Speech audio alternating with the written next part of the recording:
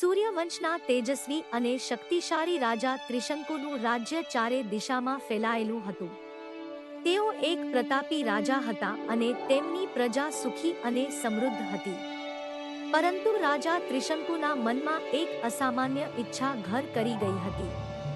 અને તે ઈચ્છા હતી પોતાના સ્થૂળ શરીરે સ્વર્ગમાં જવાની. તેઓ માનતા હતા કે જો તેઓ પોતાના માનવ શરીરમાં સ્વર્ગ પ્રાપ્ત કરશે તો તેમની કીર્તિ અમર થઈ જશે. આ વિચિત્ર ઈચ્છા પૂરી કરવા માટે રાજા ત્રિશંકુએ પોતાના કુળગુરુ મહર્ષિ વશિષ્ઠ પાસે મદદ માંગી. ઋષિ વશિષ્ઠ એક જ્ઞાની અને તપસ્વી ઋષિ હતા. તેઓ જાણતા હતા કે માનવ શરીરમાં સ્વર્ગ જવું એ કુદરતના નિયમની વિરુદ્ધ છે.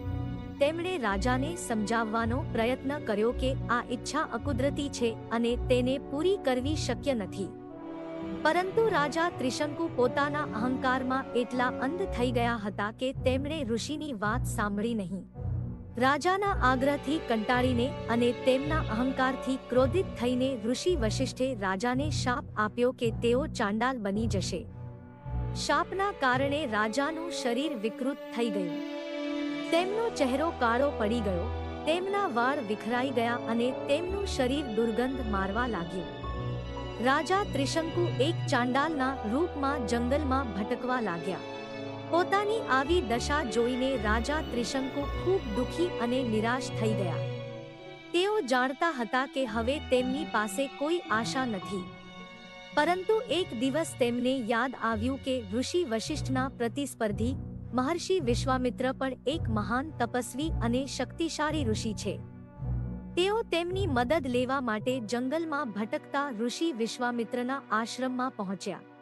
ઋષિ વિશ્વામિત્રને રાજાની દશા જોઈને દયા આવી.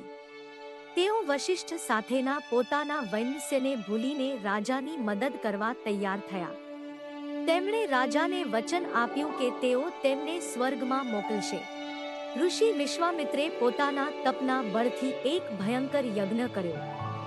યજ્ઞના પ્રભાવથી રાજા ત્રિશંકુનું શરીર ફરીથી પહેલા જેવું થઈ ગયું. યજ્ઞ પૂર્ણ થતાં જ રાજા સ્વર્ગ તરફ પ્રયાણ કરવા લાગ્યા. પરંતુ જ્યારે તેઓ સ્વર્ગના દરવાજા પર પહોંચ્યા ત્યારે દેવરાજ ઇન્દ્ર અને અન્ય દેવતાઓએ તેમને અંદર આવવાની ના પાડી. દેવતાઓએ કહ્યું કે શાપિત વ્યક્તિ પોતાના સ્થૂળ શરીરમાં સ્વર્ગમાં પ્રવેશી શકે નહીં. રાજા ત્રિશંકુ સ્વર્ગમાંથી પૃથ્વી તરફ નીચે પડવા લાગ્યા. આ જોઈને ઋષિ વિશ્વામિત્ર ક્રોધિત થયા. તેમણે પોતાના તપના બળથી રાજાને અધવચ્ચે જ રોકી લીધા અને પોતાના તપના બળથી એક નવા સ્વર્ગનું નિર્માણ કર્યું, જેને ત્રિશંકુ સ્વર્ગ નામ આપ્યું અને આ સ્વર્ગમાં રાજા ત્રિશંકુ પોતાના સ્થૂળ શરીરે રહ્યા. આ પૌરાણિક કથા આપણને શીખવે છે કે અહંકાર અને અકુદરતી ઈચ્છાઓનું પરિણામ હંમેશા ખરાબ હોય છે. શક્તિનો ઉપયોગ વિવેકથી કરવો જોઈએ અને કુદરતના નિયમોનું ઉલ્લંઘન ન કરવું જોઈએ. દરેક વસ્તુનો એક સમય અને એક સ્થાન હોય છે અને આપણે કુદરતના નિયમોનું સન્માન કરવું જોઈએ.